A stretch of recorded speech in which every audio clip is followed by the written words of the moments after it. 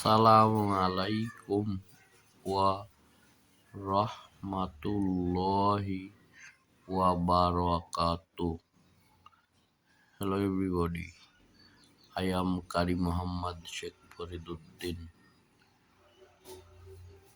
1 নম্বর হাদিস শরীফ,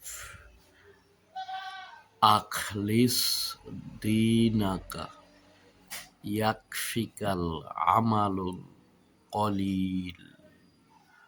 অর্থ, তোমার ঈমানকে খাঁটি করো, অল্প আমলই নাজাতের জন্য যথেষ্ট হইবে।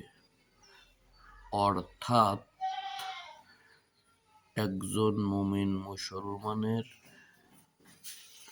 সর্বাগ্রে ঈমান আনতে হবে, ঈমান খাঁটি করতে হবে, এরপর অল্প আমল করলেই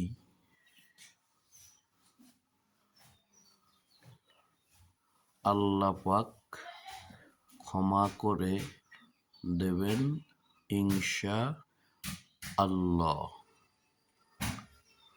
আলহামদুলিল্লাহ।